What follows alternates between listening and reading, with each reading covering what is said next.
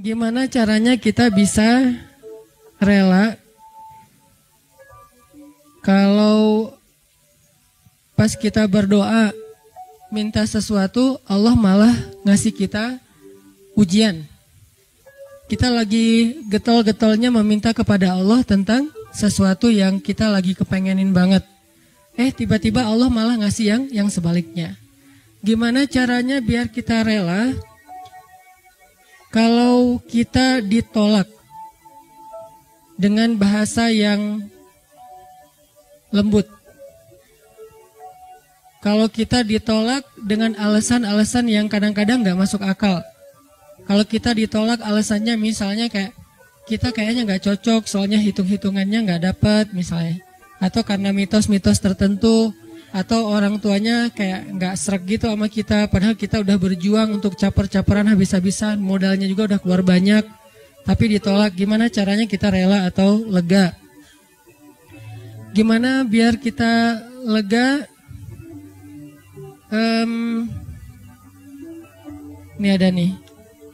Kalau kita ke masjid pakai sendal eger, pulangnya nyeker. Siapa nih? Terus banyak yang jawabannya politik gitu, gak usah dibaca. Nah gitu-gitu deh. Ada beberapa yang agak-agak unik. Tapi yang paling unik yang tadi. Kita udah kegeeran banget, dia dekat sama kita tapi jadiannya sama orang lain. Dan orang lain itu bukan siapa-siapa, teman.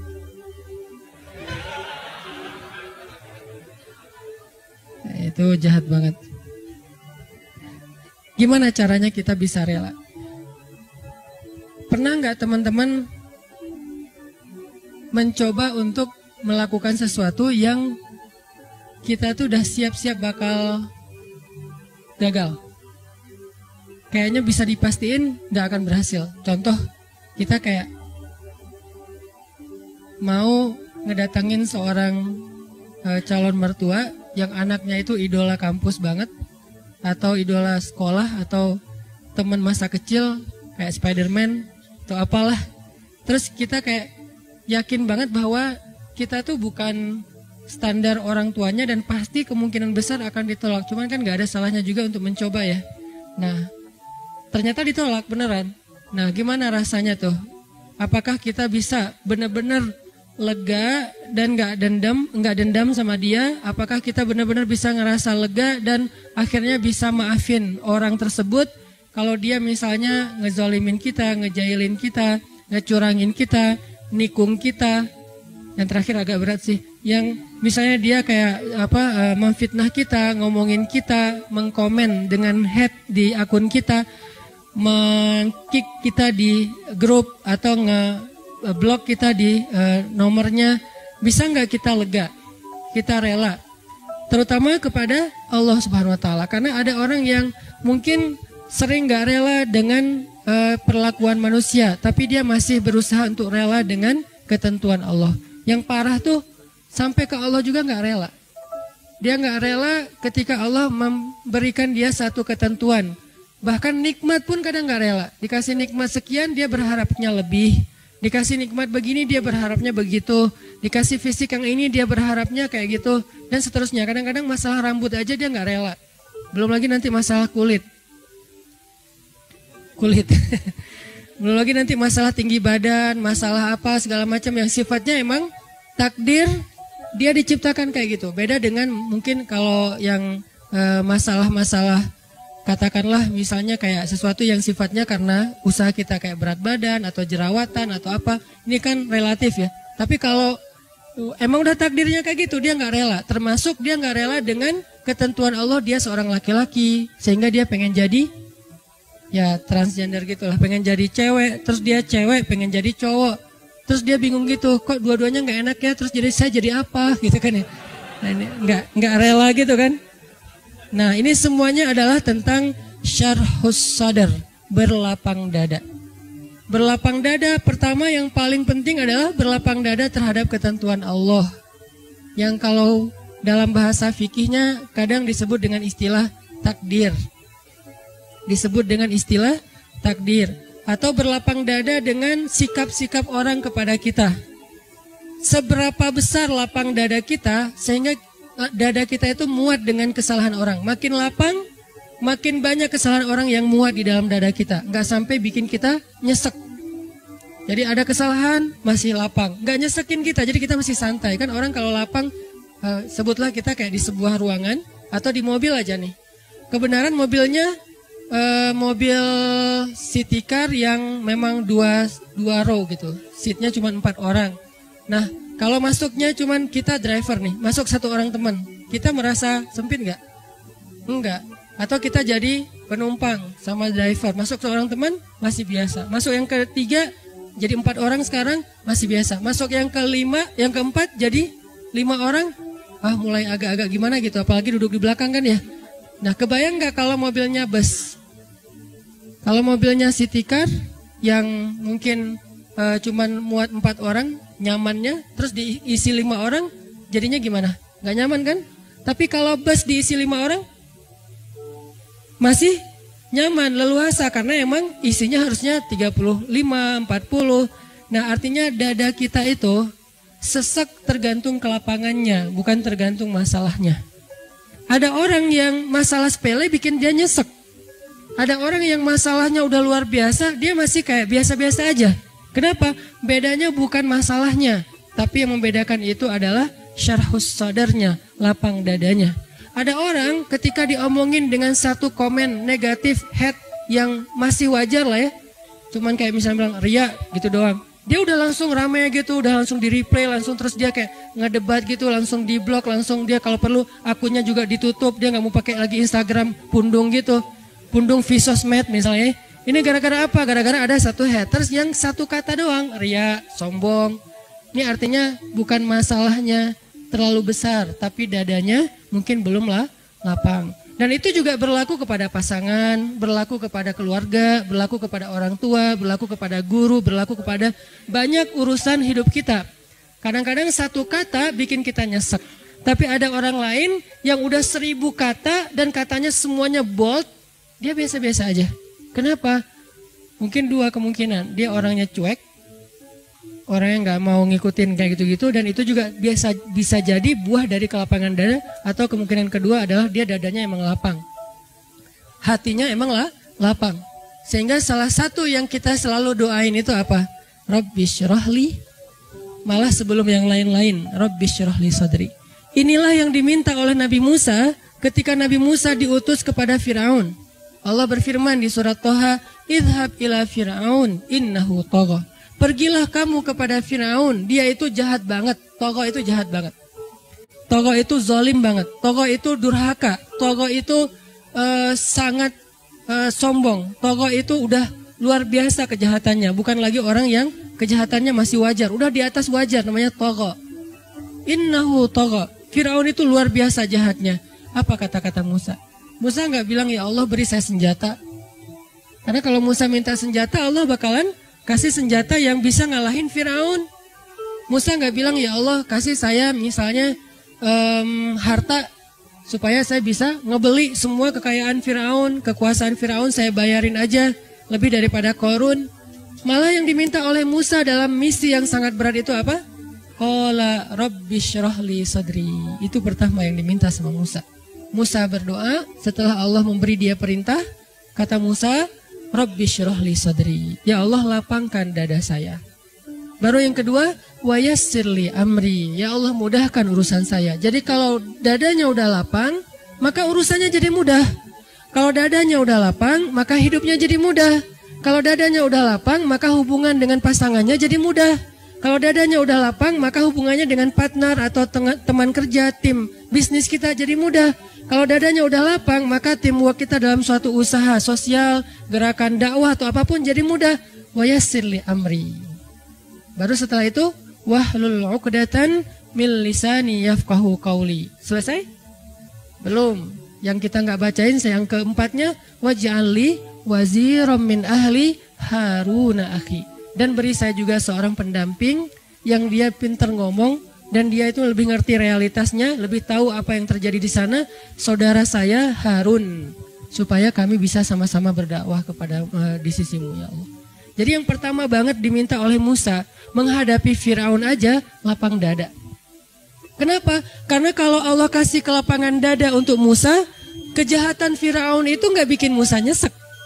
Kebayang ya, orang yang lapang dada diperlakukan oleh Firaun aja masih belum nyesek. Gimana kalau suaminya bukan Firaun?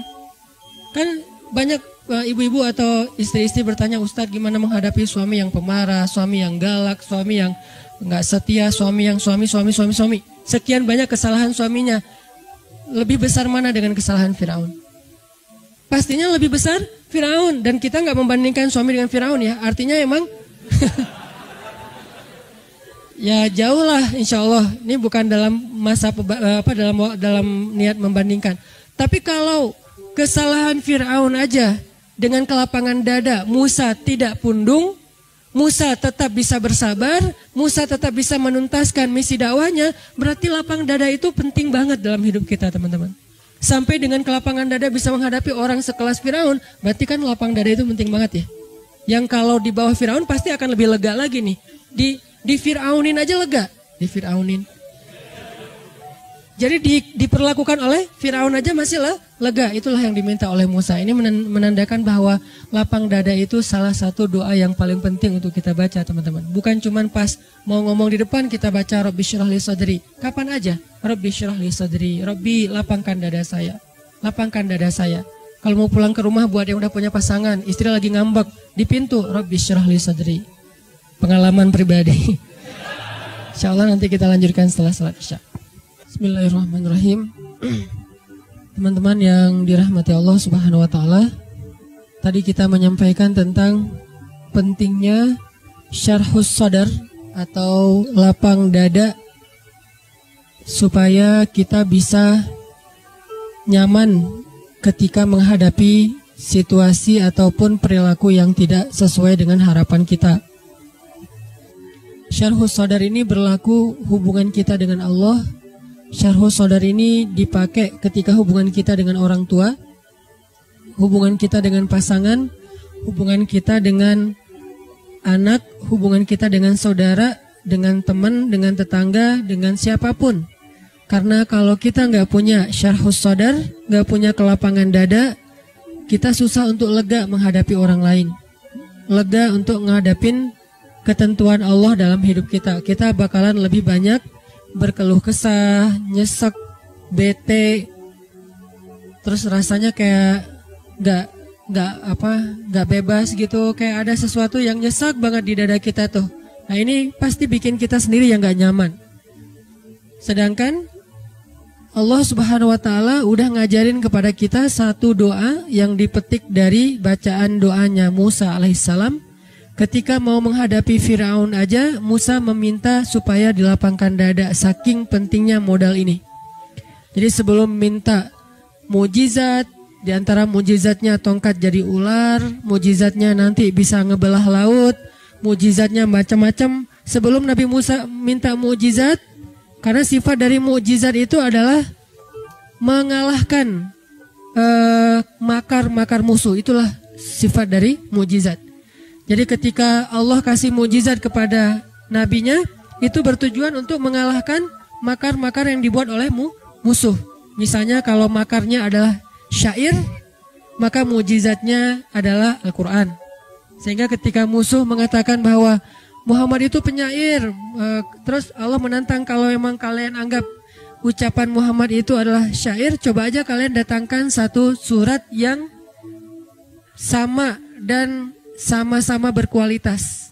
Sehingga ketika Nabi Muhammad membacakan ayat Alam tara kaifa fa'ala rabbuka bi ashabil fil alam yaj'al kaidahum fi tadlil wa arsala alaihim tayran ababil tarmihim bihijaratin min sijil faja'alahum ka'asfim mim ma'kul. Abu Jahal membacakan syair yang lain, al-fil wal khurtumit tawil. Jadi Abu Jahal membacakan juga satu syair dengan tema gajah. Apa terjemahannya? Saya nggak hafal panjangnya syair itu, hanya pembukaannya. Wal fil, demi gajah, wal khurtumit tawil, demi belalainya yang panjang. Itu diketawain satu kota Mekah. Kenapa? Karena syair Abu Jahal ini bukan syair, dia kayak pelajaran tentang gajah ke anak TK. Gajah itu belalainya panjang gitu kan ya, nggak ada angle sejarah, nggak ada hikmahnya, nggak ada rahasia-rahasia ilmiahnya, cuman ya terlalu polos lah. Padahal Abu Jahal itu udah jagonya syair. Jadi ketika orang-orang yang tidak beriman menantang para anbiya, maka Allah kasih mukjizat untuk mengalahkan tantangan mereka, tuduhan mereka, kemakaran mereka. Kayak misalnya Firaun ngumpulin para penyihir-penyihirnya yang lulusan-lulusan dari sekolah sihir yang ada di zaman Firaun, mereka juga bikin sekolah sihir. Dan ini terkenal dalam sejarah, memang ada sekolah sihir.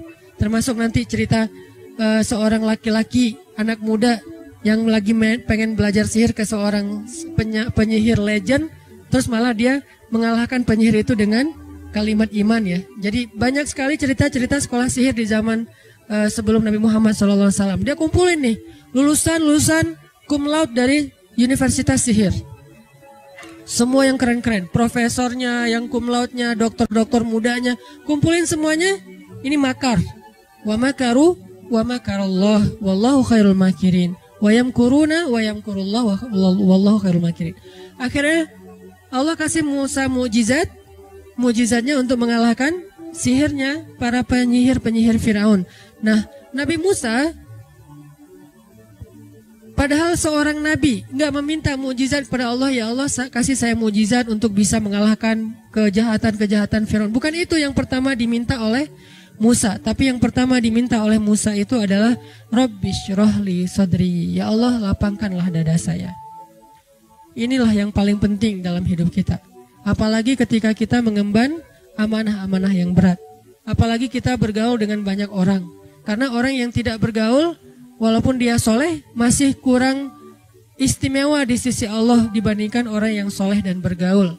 Kan Nabi SAW bersabda, Al-mu'min alladhi yukhalitun nas wa yasbir ala adahum a'zamu ajran. Di riwayat yang lain, khairun minal mu'min alladhi la yukhalitun nas wa la yasbir ala adahum. Mukmin yang bergaul. Ini salah satu dalil saya tentang gaul ya. Jadi gaul itu bukan gaul, bukan. Gaul itu yukhalit, bergaul dengan manusia. Al-mu'min, mu'min yang bergaul dengan manusia, lalu dia bersabar atas gangguan mereka. Kayak kita main sosmed kan bergaul berarti kan ya. Tapi sabar dengan para haters. Nah, ini lebih banyak pahalanya atau lebih utama, lebih baik daripada mukmin yang tidak bergaul dengan manusia dan tidak bersabar atas gangguan mereka, walaupun dua-duanya mukmin. Di sini kelihatan mukmin yang gaul lebih utama daripada mukmin yang tidak gaul, walaupun sama-sama soleh, sama-sama beriman, harus gaul. Kenapa? Karena dakwah itu adalah pergaulan. Kalau kita tidak mau bergaul dengan masyarakat luas, bagaimana kita akan tabligh, menyampaikan risalah Allah kepada mereka? Bagaimana mungkin risalah Allah ini tersampaikan kepada orang lain kalau kita berdiam diri di mihrab masjid? Bagaimana mungkin dakwah ini akan tersampaikan kepada Indonesia kalau kita nggak punya akun sosmed? Bagaimana mungkin dakwah ini akan tersampaikan kepada semua komunitas kalau kita membatasi diri bergaul hanya dengan orang-orang yang udah soleh doang gitu? Kalau dalam konteks dakwah, sehingga ketika kita mengambil peran dai dan ingin bergaul dengan manusia, konsekuensinya adalah wayasbir ala adahum, harus bersabar dengan perangai-perangai mereka yang kadang nggak nyaman, komen-komen mereka yang kadang nggak sesuai harapan kita, respon mereka yang kadang di luar dugaan kita dan seterusnya. Dan kesabaran ini buah dari syarhus sadar, lapang dada. Dan itulah yang Allah berikan sebagai bekal kepada Nabi Musa dan juga para anbiya. Jadi bisa dibilang teman-teman, salah satu syarat menjadi nabi adalah syarhus sadar, lapang dada. Ada nabi yang nggak pernah yang pernah nggak lapang dada? Ada, Nabi Yunus. Sekali doang tapi. Dan nggak lapang dadanya Nabi Yunus juga beralasan menurut saya. Kalau kita mungkin akan lebih parah dari itu. Itu juga ditegur sama Allah. Kenapa? Nabi Yunus berdakwah di Mesir sekian tahun, lalu mereka menolak dakwah Nabi Yunus, malah memfitnah Nabi Yunus, malah berbuat makar kepada Nabi Yunus. Akhirnya Nabi Yunus merasa kecewa kepada mereka dan meninggalkan mereka. Kecewa dan meninggalkan. Kalau kecewa udah biasa. sedih udah biasa, tapi meninggalkan ini baru namanya udah sempit dadanya. Meninggalkan mereka ternyata Allah nggak ridho dengan pilihan Nabi Yunus. Lalu Allah Subhanahu Wa Taala memberi Nabi Yunus pelajaran. Pelajarannya Nabi Yunus singkat cerita dimakan oleh ikan hut. Ada yang bilang nun, ada yang bilang paus, ada yang bilang apa segala macam, pokoknya ikan aja. Dimakan sama ikan. Kemudian ikan itu membawa Nabi Yunus ke kedalaman laut yang luar biasa sampai ke kedalaman yang tidak masuk cahaya. Ke kedalaman yang tidak masuk cahaya karena ada paus tertentu yang dia berenang di kedalaman yang manusia nggak akan sampai ke sana, yang nggak akan tembus cahaya matahari, sehingga disebut oleh ulama dengan istilah fi zulumatin salas, di dalam 3 kegelapan, gelapnya malam, gelapnya lautan, dan gelapnya perut ikan. Disitulah Nabi Yunus bertaubat, disitulah Nabi Yunus minta ampun, bertasbih kepada Allah. Baru kemudian Allah selamatkan Yunus ke pantai, lalu Allah beri lagi umat untuk didakwahi oleh beliau, dan beliau mulai berlapang dada akan gangguan mereka. Akhirnya Allah lipat gandakan kesuksesan Nabi Yunus dan mendapatkan umat yang sangat banyak. Ini artinya modal utama para anbiya adalah syarhus sadar. Dengan berbagai macam skenario yang Allah bikin. Nabi Yunus dilapangkan dadanya dengan pelajaran dimakan ikan. Baru setelah itu beliau jadi faham tentang arti lapang dada. Nabi Musa dilapangkan dadanya dengan adegan doa Rabbi syrah li sadri wa yassir li amri dan seterusnya. Nabi Muhammad dilapangkan dadanya menurut surat Asy-Syarh atau Al-Insyirah dengan 2 adegan. Satu adegan pembedahan dada beliau ketika beliau berusia 10 tahun. Satu lagi adegan, ada yang bilang 10 tahun, ada yang bilang beberapa kurang dari itu. Satu lagi adegan di bedah dadanya Nabi Muhammad ketika mau melakukan perjalanan Isra dan Mi'raj. 2 kali dibedah dadanya dan dilapangkan, dibuang penyakit, bukan penyakit ya, kotoran-kotoran yang sifatnya fitrah manusia di dalam dada Rasulullah SAW sehingga menjadi orang yang lapang dada. Nah, hasil dari kelapangan dadanya Nabi Muhammad adalah leganya beliau menghadapi orang kayak Abu Jahal, kayak Abu Lahab. Tahu sendiri kan Abu Lahab gimana ngerecokin Nabi? Yang saya cerita sebelum subuh udah mencelok di depan pintu rumah Nabi gitu, berdua pula tuh istiqomah dengan istrinya, kompakan banget gitu. Jadi kayak mesra dalam kebatilan gitu. Jadi itu 2 orang tuh mesra banget dalam kemungkaran, kebatilan. Sebelum subuh udah ngebangunin istrinya, mah, ada apa-apa? Kan kita punya tugas. Oh iya, ya kita pacaran. Ngapain pacarannya? Ngerecokin Nabi Muhammad. Pacaran ngerecokin Nabi Muhammad. Duduk aja berdua depan pintu rumah Nabi. Begitu Nabi keluar, nah ini orangnya nih, ngikutin kemana Nabi pergi. Kan gak enak banget ya. Paling gak enak. Nabi juga pernah sedikit ngerasa kayak terganggu oleh kedatangan seorang sahabat yang pengen belajar ilmu tapi kayak maksa gitu. Abdullah bin Umi Maktum kan. Nabi lagi ngedawahin kepala kaum dan berharap kalau kepala suku, kepala komunitas, kepala geng ini masuk Islam, nanti satu komunitasnya akan memeluk Islam. Datang Abdullah bin Umi Maktum, narik-narik baju Nabi. Rasul, narik-narik gitu. Namanya juga mungkin orang kampung, terus dia juga tunanetra gitu. Nah, Rasul. Kata Nabi, ada apa Abdullah? Ajarin saya dong ayat ini maksudnya apa? Oh sebentar ya, kata Nabi. Nabi pindah, cari lagi. Wah ini, Rasul. Rasul lagi ngomong sama orang-orang. Dan orang itu pada ketawa, mentertawakan Rasul dan Abdullah. Rasul, ajarin dong. Sebentar ya Abdullah, nanti ya habis ini. Terus Nabi pindah lagi, ditarik-tarik lagi. Akhirnya Nabi abasa wa tawalla, bermasam muka dan berpaling. Artinya bermasam muka dan berpaling, merasa terganggu. Apa kata Allah? Kalla, jangan gitu Muhammad. Arti kalla, jangan gitu. Walaupun kalau kita baca di Quran terjemah agak membingungkan sih terjemahannya. Sekali-kali tidak. Maksudnya apa sih? Sekali-kali tidak. Ini terjemahan baku ya. Makanya saya coba mentranslate ayat, hadis semampu saya dengan bahasa kita lah, bahasa santai. Walaupun mungkin sebagian orang gak paham. Itu yang diajarkan kepada kita dulu ketika masih di Mesir. Mentranslate, bukan mengubah teks, bukan mengubah ayat dan hadis, mengubah terjemah. Jadi ada namanya terjemah lugawiyah, ada terjemah taklidiyah. Terjemah lugawiyah itu terjemah bahasa, linguis. Terjemah taklidiyah itu menerjemahkan sesuai dengan kondisi masyarakatnya. Sehingga saya menerjemahkan dengan terjematus syabab, terjemah anak muda. Jadi bukan terjemah depak, tapi terjemah syabab. Nah ini kayaknya suatu saat nanti udah harus ada sebuah semacam kamus terjemahan Al-Quran versi anak muda. Karena kan ada versi Indonesia, ada versi Korea. Boleh nggak sih menerjemahkan Al-Quran ke bahasa Korea? Beneran? Kan itu sama dengan bahasa K-pop. Tapi emang itu yang mereka pakai kan, bahasa Korea kan bahasa K-pop, bahasa drakor kan sama ya. Berarti nggak tercela dong menerjemahkan Al-Quran ke bahasa Korea walaupun dipakai sama K-pop dan drakor. Dan saya juga ya gitu deh. Jadi artinya menerjemahkan ke bahasa anak main boleh juga dong. Tapi kan dipakai anak main, emang apa salahnya? Emang semua anak gaul itu negatif kan enggak?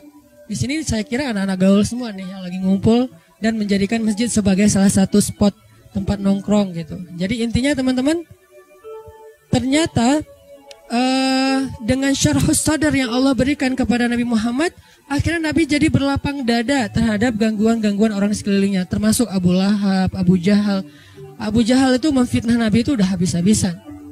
Termasuk nanti Suhail, seorang laki-laki Mekah yang dia itu bisa dibilang kayak wartawan dan juga penulis.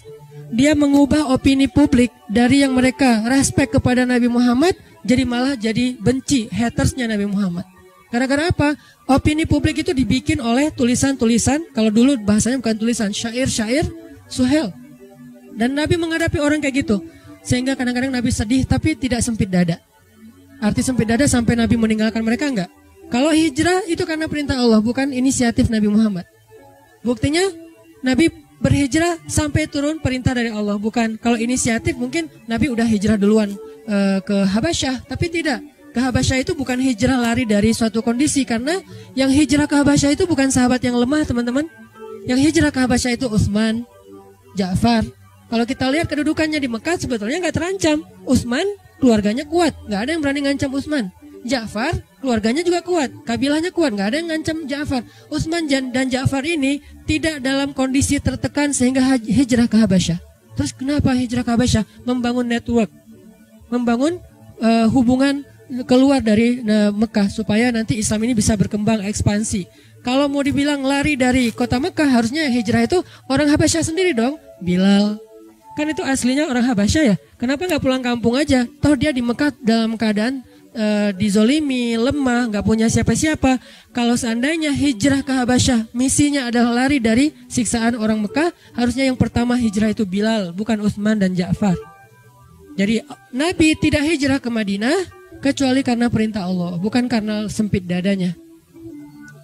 Jadi ketika Nabi dibedah 2 kali, akhirnya dada Nabi itu muat untuk kesalahan-kesalahan orang yang menzolimi beliau, yang ngerecokin beliau, sedangkan beliau tidak merasa berat dengan hal itu. Justru apa yang membuat Nabi berat teman-teman? Ini nih kerennya Nabi nih. Apa yang membuat Nabi berat dan sampai-sampai kayak sakit gitu Nabi teh? Apa? Nabi kasihan sama mereka. Bukan Nabi sebel sama mereka. Kalau kita kan beratnya gara-gara sebel ya. Beratnya gara-gara ilfil, beratnya gara-gara sakit hati. Kalau Nabi beratnya di dada beliau itu karena kasihan sama mereka. Ada seorang laki-laki Yahudi meninggal, jenazahnya diarak gitu, ditandu mau dikuburin, Nabi nangis.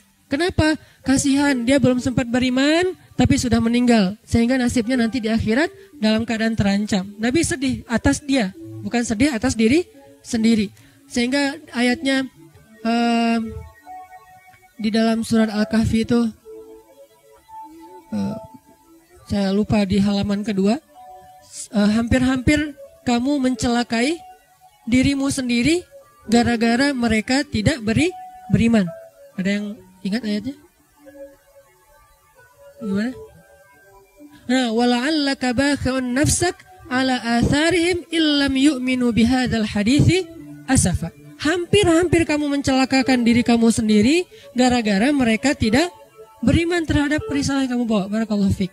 Ini artinya teman-teman, dada Nabi itu terasa berat bukan karena kejahatan orang kepada beliau, tapi justru karena kebaikan beliau ke orang lain. Kayak kita punya teman, kita sedih untuk dia. Orang nanya, kamu kenapa sih kalau ketemu dia kamu kayak kerung gitu, kok nggak bisa senyum? Kamu sebel ya sama dia, kata gara-gara sikap dia yang dulu, gara-gara dia nikung kamu misalnya. Ternyata bukan, justru kita sedih. Kenapa? Soalnya dia hampir cerai sama istrinya. Jadi kita sedih kan, orang baik banget ya. Ditikung, terus orang yang nikung ini hampir cerai, dia sedih. Jangan dong, jangan cerai dong, kamu pertahankan. Kan dia itu amanah dari Allah, anugerah. Banyak dulu loh orang ngejar-ngejar dia, terus kamu dapat, kamu pertahankan, jangan cerai ya. Kita nggak bilang, udah cerain aja, emang kalian nggak cocok dari awal juga. Terus kita tungguin. Nggak kayak gitu. Kan Nabi gitu banget ya. Nabi senang kepada siapa sahabatnya? Zainab bintu Jahsy. Tapi Allah mentakdirkan Zainab nikahnya sama Zaid bin Harithah, malah anak angkatnya Nabi. Sehingga Nabi pas disuruh ngelamar Zainab buat Zaid, ya ngelamar sih ya gitulah, pokoknya ngelamar aja ya. Tapi setelah itu Nabi ngerasa, oh ya udah berarti takdirnya buat Zaid. Nah setahun kemudian Zaid datang kepada Nabi minta nasihat karena mau menceraikan Zainab. Allah kasih bocoran, nanti kalau Zaid datang, dia minta nasihat tentang istrinya, bilang ceraikan istrimu. Itu Allah yang ngasih ilham. Pas Zaid datang Nabi bilang apa? Amsik zaujatak. Tahan istri kamu, jangan diceraikan. Coba kurang baik apa Nabi coba? Allah udah ngerestuin, suruh cerai aja nggak apa-apa. Nanti habis itu kamu nikahin Zainab. Kan Nabi sama Zainab udah serak dari awal juga, karena Zainab ini perempuan yang soleha, baik. Sehingga Nabi siapa sih yang nggak tertarik dengan seorang perempuan yang hebat gitu? Sekedar respect, sekedar takjub gitu. Ya Nabi punya perasaan respect kepada Zainab. Tapi Nabi tidak mengikuti perasaannya kalau tidak karena perintah Allah. Nah tiba-tiba nikah sama Zaid, anak angkat Nabi. Ya udah jadian sama Zaid, nggak diingat-ingat lagi. Setahun kemudian Zaid datang, Rasul, kayaknya saya nggak cocok sama Zainab. Gimana kalau saya menceraikan, boleh nggak ya Rasul? Kata Allah sebelum Zaid datang, nanti kalau dia tanya gitu bilang ceraiin aja ya. Kata Nabi, jangan, tahan istrimu, coba gimana? Saking baiknya Rasulullah SAW, itu lapang dadanya Nabi ya. Tapi qadarullah, namanya Allah tentukan mereka emang bertahannya cuma setahun. Pulang-pulang walaupun Nabi bilang tahan istrimu, Zaid menceraikan juga Zainab. Setelah menceraikan Zainab, masa idahnya beres, Allah bilang datanglah kepada Zainab, lamar dia untukmu. Nabi berat. Kenapa? Nggak enak sama Zaid. Coba. Padahal kan udah gak ada hubungan, tapi tetap gak enak sama Zaid. Masa Zaid cerai terus langsung saya nyamber gitu kan ya, kayak nampung banget gitu, ditunggu-tunggu banget.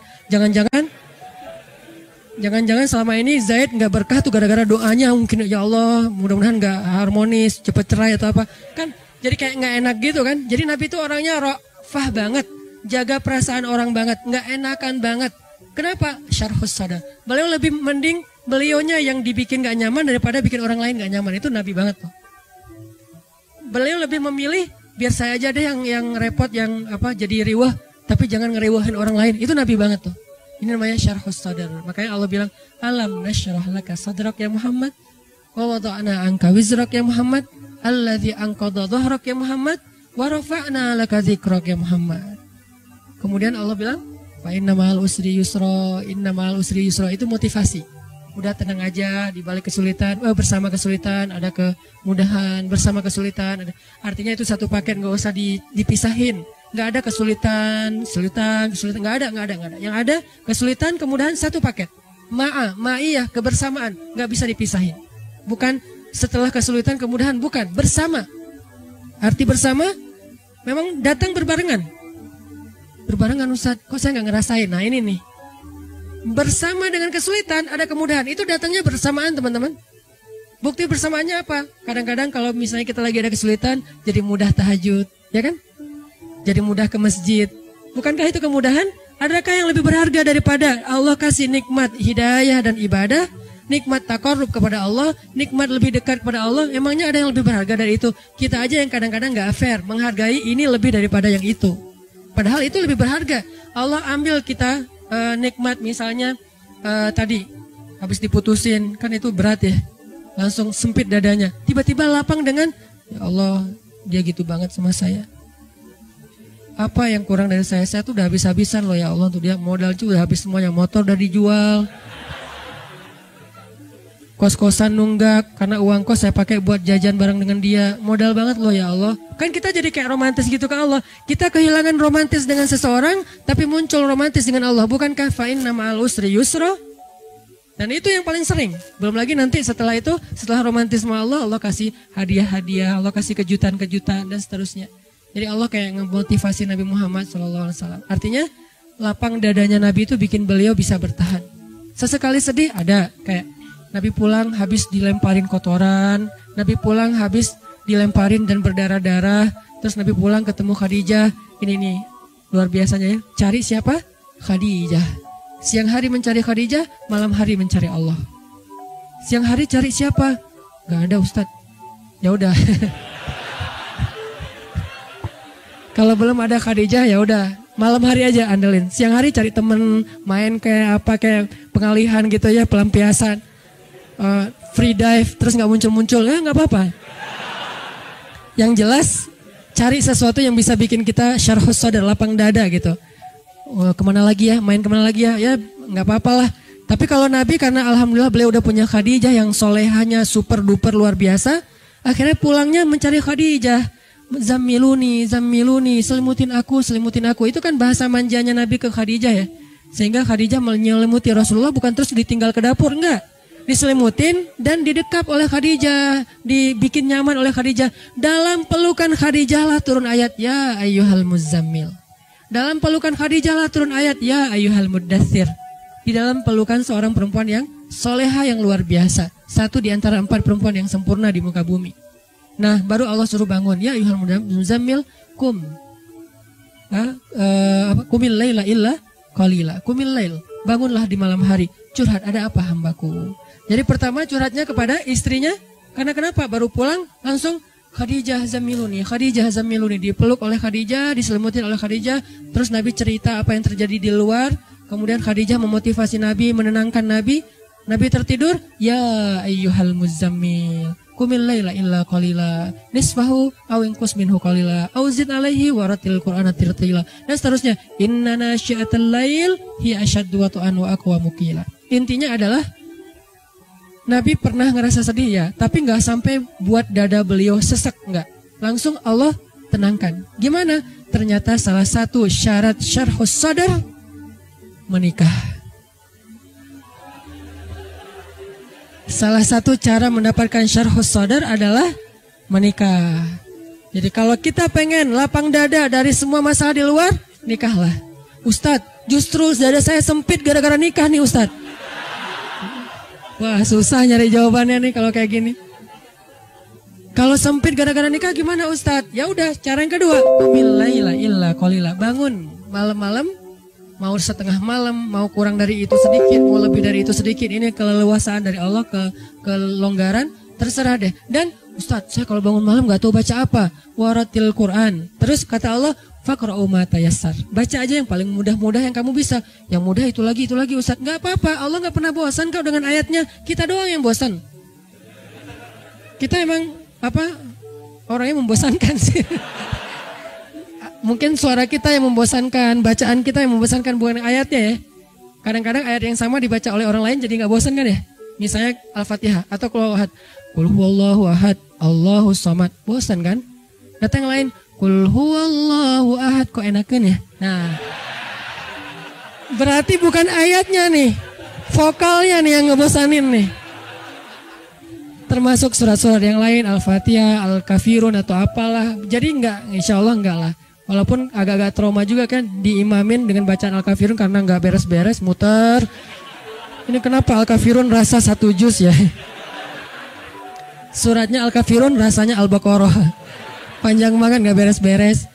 Artinya teman-teman, cara kedua ternyata buat ini agak-agak acak ya. Nanti disusun sendiri di rumah hasil obrolan malam ini yang nggak jelas. Cara yang kedua biar dapat syarhus sadar. Qumil laila illa qalila. Bangun malam, curhat sama Allah, bilang ke Allah, masalah kita apa? Bilang dengan bahasa lugas nggak apa-apa, dengan bahasa kita romantisan ke Allah itu nggak usah resmi amat. Ya Allah, sesungguhnya apa ya Allah? Saya nggak bisa ngomong gitu, pakai lah gitu ngomong ke Allah. Udah, ya Allah sebisanya saya aja lah ya. Kan santai lah ya, nggak usah terlalu berat gitu, kecuali kita penyair lah ya. Duhai Allah, kan kadang-kadang motivator, seorang yang muhasabah kan doanya kayak syair banget ya. Ustadz. Allah pengen bisa doa kayak Arifin Ilham. Tapi pas dibikin-bikin, dijiga-jiga, gak bisa juga ya Allah. Ya udah deh, pengen kayak Agim gitu. Kalau doa itu kayaknya romantis banget sama Allah, tapi gak bisa. Ya udah deh, secapruknya saya aja ya Allah ya gitu. Gak apa-apa, yang penting kita bukan maksud nggak sopan, emang bisanya gitu. Kita cuma bisa, ya Allah, ya gitu deh pokoknya. Nggak tahu mau ngomong apa, saya ini lagi nggak enak gitu ya Allah. Soalnya dia bisa-bisanya ya mengabaikan semua kebaikan saya. Curhat gitu ke Allah. Nabi Zakaria kan curhat. Gimana doa Nabi Zakaria? Rabbi wahanal azmu minni washta'ala ar-ra'su syaiba walam akum bidu'aika rabbi syaqiyya wa inni khiftul mawali min wara'i wa kanat imra'ati akiran. Syair juga sih ya. Nabi soalnya pinter. Akiran fahabli min ladunka waliyya yarithuni wa yarithu min ali Yaqub waj'alhu rabbi radiyya. Kok indah banget ya doanya. Makanya saya senang surat Maryam tuh gara-gara doanya Nabi Zakaria. Allah langsung bilang, ya Zakaria, kata Allah, wahai Zakaria. Dan itu gak usah diteriakin, ya Zakaria. Allah gak gitu ngomongnya. Ini tergantung nada khatib ya. Kadang-kadang ada khatib saking semangatnya semuanya nadanya tinggi. Ya Zakaria ini apa misalnya ya Zakaria. Gimana sih ayatnya jadi lupa. Ya saya ingat ya gitu deh. Surat yang paling sering dibaca malah lupa. Nah, artinya Allah tuh mereplay, langsung ngerespon, langsung typing doa-doa Nabi Zakaria. Jadi kalau kita pengen syarhus sadar, minta ke Allah. Terutama di sepertiga malam terakhir. Cara yang lain, pas lagi ada masa, saat itu juga doa. Rabbi syrah li sadri. Gak apa-apa segitu doang. Ustaz doanya kok dipotong karena butuhnya itu.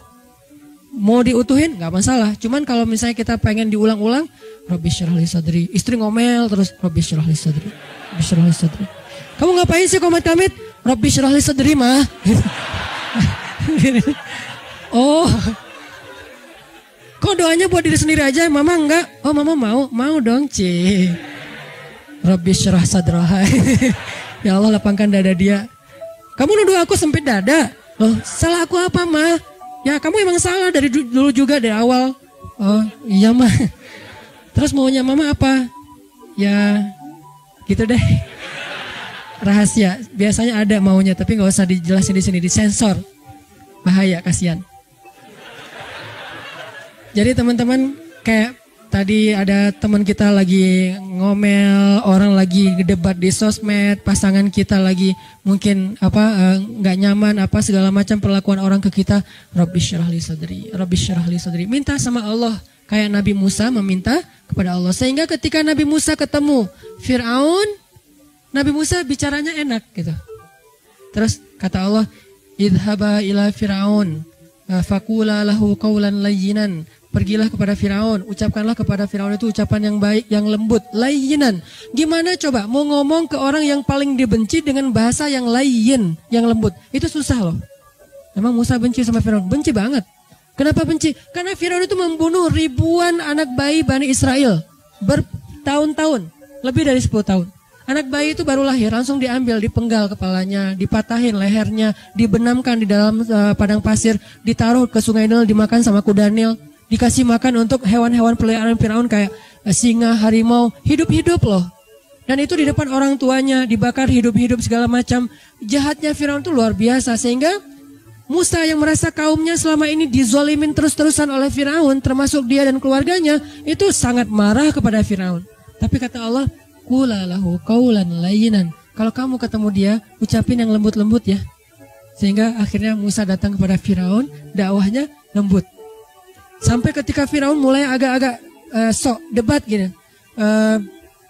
Gimana menurut kamu tentang penduduk yang negeri-negeri yang sebelumnya? Musa nggak tahu karena belum pernah baca sejarah tentang penduduk negeri-negeri yang sebelumnya. Kata Musa, itu urusan Allah. Saya nggak tahu kecuali apa Allah yang firmankan ke saya. Wah kamu Musa nggak bisa ini, nggak bisa itu.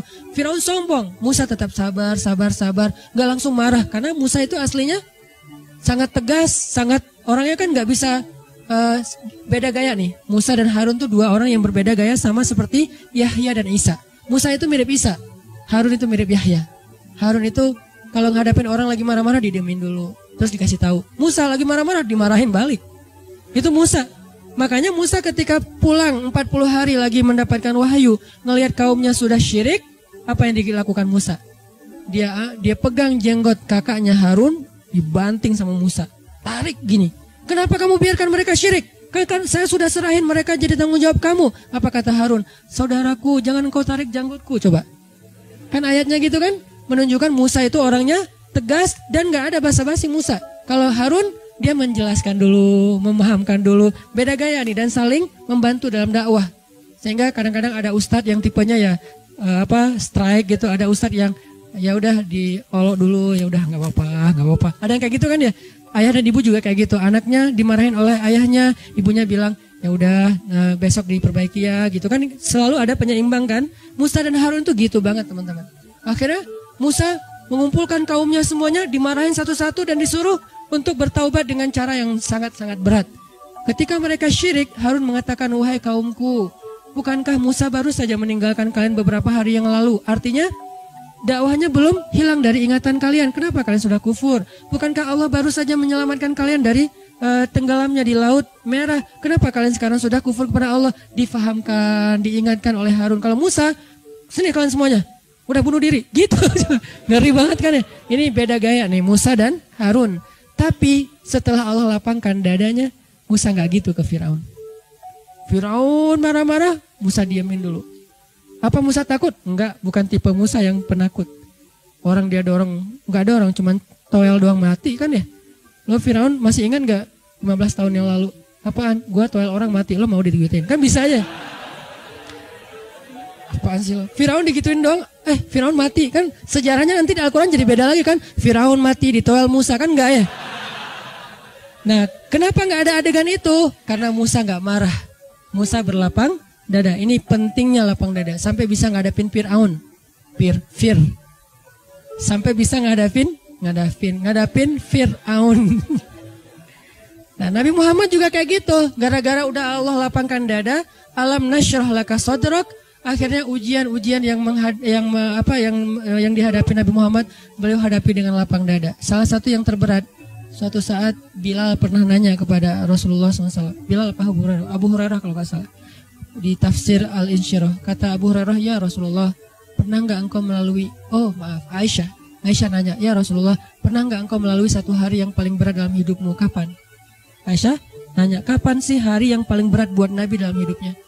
Kata Nabi, hari ketika saya datang ke Taif, lalu orang-orang di Taif itu melempari saya, mengusir saya, mencela saya, dan saya dikejar-kejar keluar masuk kebun korma seharian. Itulah hari yang paling berat buat saya.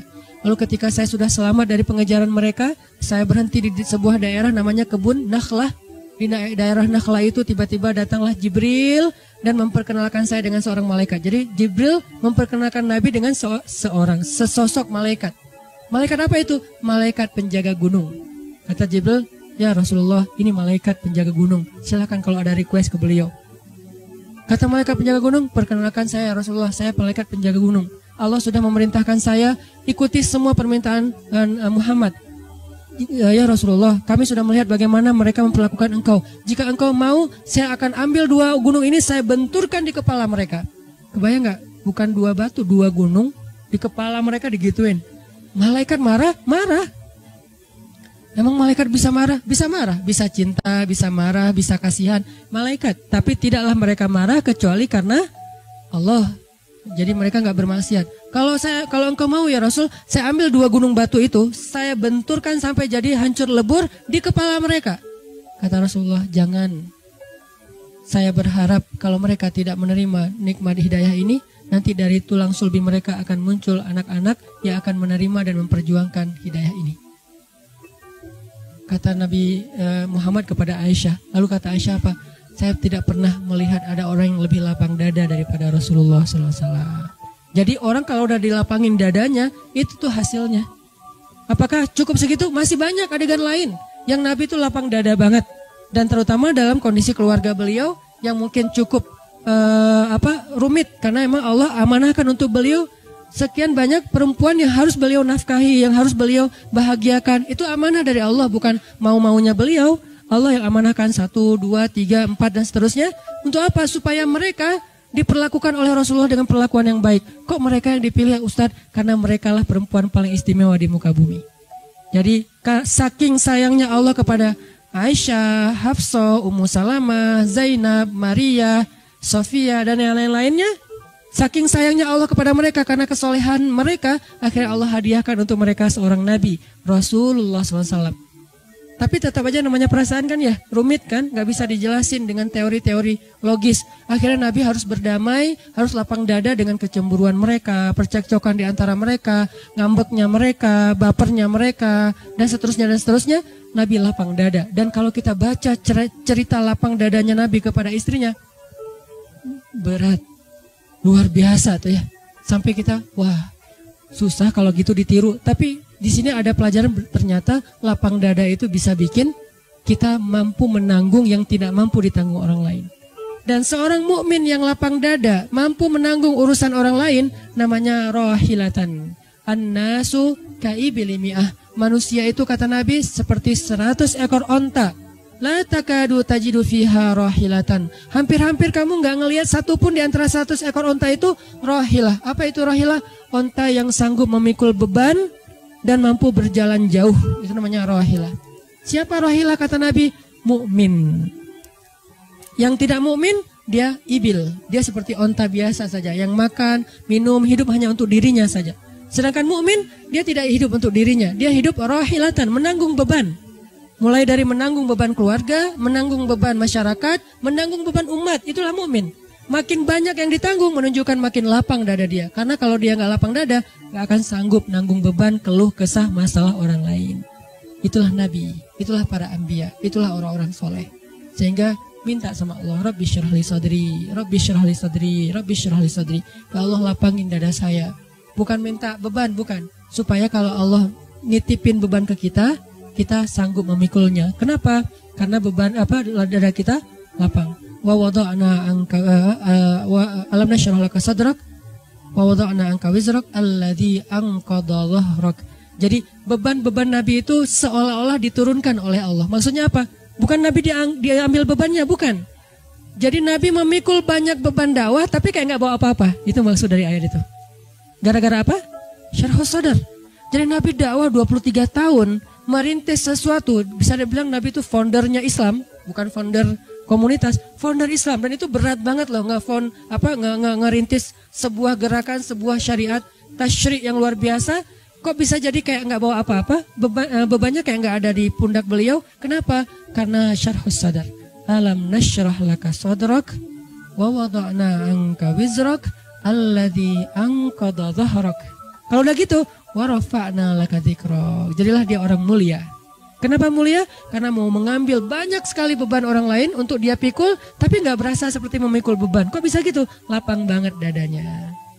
Ini maksud dari ayat tersebut, teman-teman. Pentingnya syarhus sadar, minta sama Allah. Tipsnya sederhana tadi. 1, nikah. Ustadz itu juga udah nyesek Ustadz. Oke, nggak masalah. Ya udah, yang kedua doa, yang ketiga qiyamul lail. Maka Allah akan lapangkan dada kita sedikit demi sedikit. Terus dawamin. Sehingga malam kita qiyam, siangnya kita lapang dada.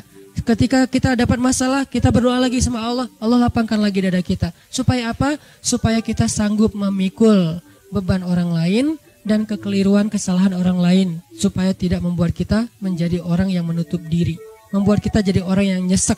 Membuat kita jadi orang yang gampang marah, gampang tersinggung, susah maafin orang lain. Itulah syarhus sadar. Lihat lagi nanti Nabi Yusuf, cerita syarhus sadar Nabi Yusuf.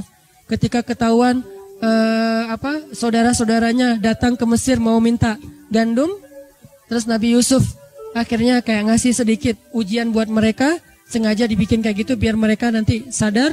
Lalu setelah mereka sadar, mereka mengatakan, Yusuf, kamu sekarang sudah punya kekuasaan. Sekarang kami lemah. Kalau kamu ingin membalas kejahatan kami dulu, maka kamu pasti bisa. Maka balaslah apa yang kamu ingin lakukan. Apa kata Nabi Yusuf? La tathriba alaikum. Sekarang tidak ada balasan untuk kalian. Aku tidak ingin membalas kalian. Allah sudah memaafkan kalian. Pulanglah, bawalah bajuku ini, berikan kepada ayah. Semoga ayah bisa mencium aroma tubuhku dan mengetahui bahwa kalian benar-benar bertemu dengan aku. Beda ya zaman dulu sama sekarang ya. Kalau sekarang selfie. Biar saya udah ketemu nih. Buktiin, Ustadz, boleh selfie dulu buat apa? Bukti bahwa saya udah ketemu Ustadz. Soalnya istri saya curiga, saya keluar rumah jangan-jangan kemana gitu. Ini saya udah taklim ya, laporan misalnya. Kalau sekarang kan selfie edisi Nabi Yusuf adalah baju Nabi Yusuf dibawa ke ayahnya. dicium oleh ayahnya, langsung mata ayahnya bisa melihat lagi mukjizat, kemudian datang lagi ke Mesir untuk bertemu dengan Yusuf. Artinya Yusuf nggak dendam, padahal udah digituin banget, dilemparin ke dalam sumur. Gara-gara itu akhirnya beliau dijual dari satu tangan ke tangan yang lain, jadi budak, masuk penjara, banyak ujian segala macam, hampir meninggal juga dengan beberapa kezaliman di luar sana yang luar biasa ujiannya. Itu semuanya gara-gara siapa? Gara-gara kakaknya.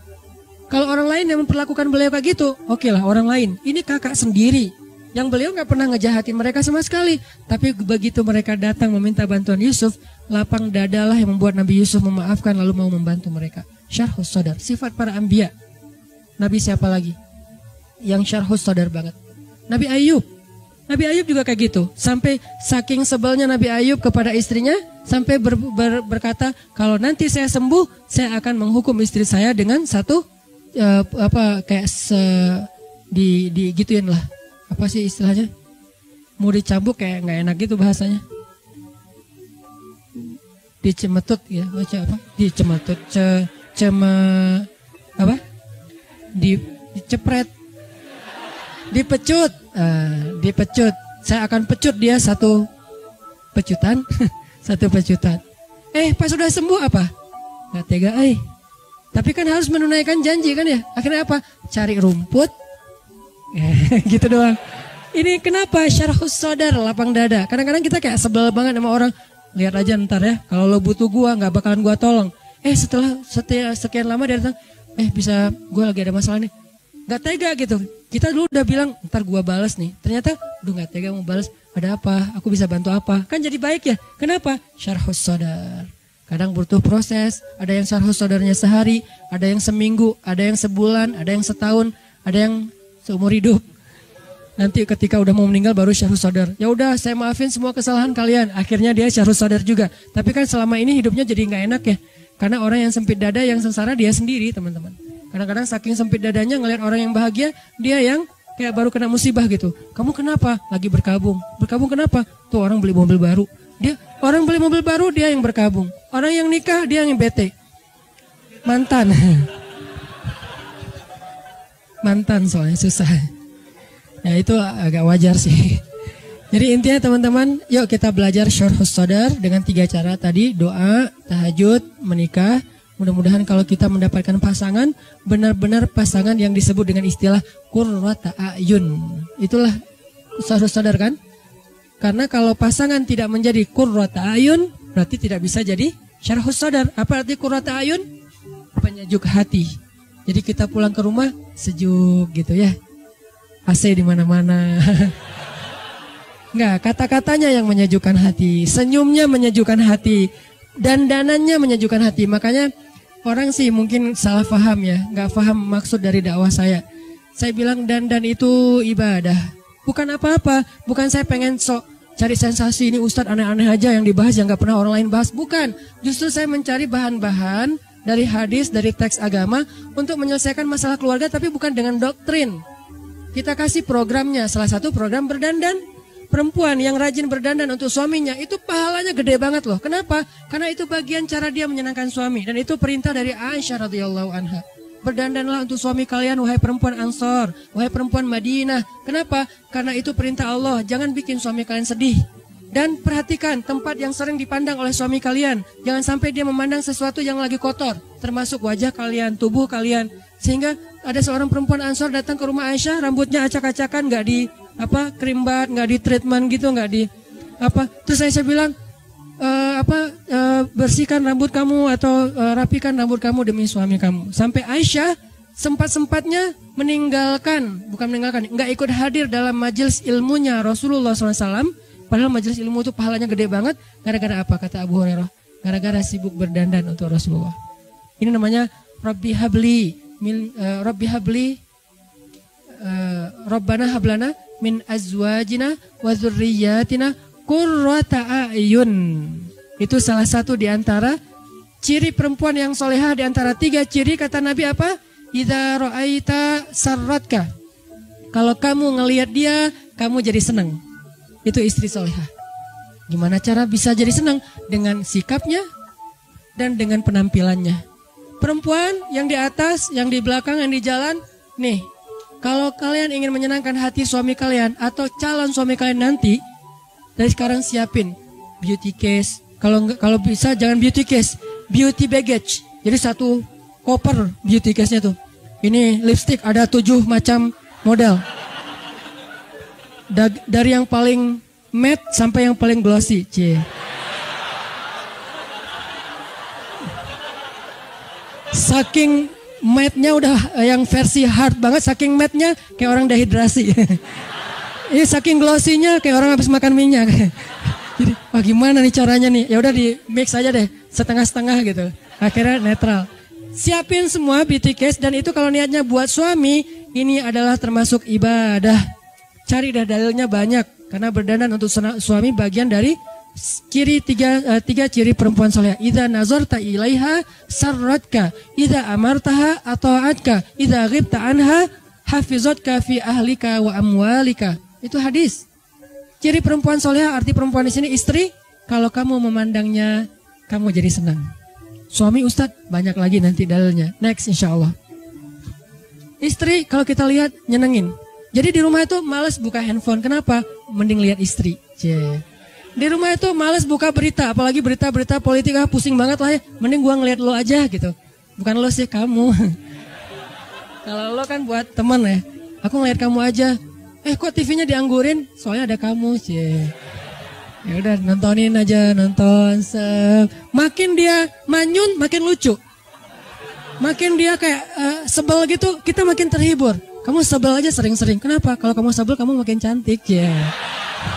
Jadi wah itu benar-benar tuh syarahus sadar banget teman-teman. Makanya menikah, moral of the story. Berat. Kalau udah ngomong-ngomong kayak gini kasihan ya, engap ya. Oke, segitu aja teman-teman. Mudah-mudahan kita bisa memahami maksud Allah di dalam surat Al-Insyirah. Alam nasyrah laka sadrak. Itu intinya. Kalau kita udah bisa lapang dada, wa wada'na anka wizrak alladzi anqadha dhahrak wa rafa'na laka dzikrak.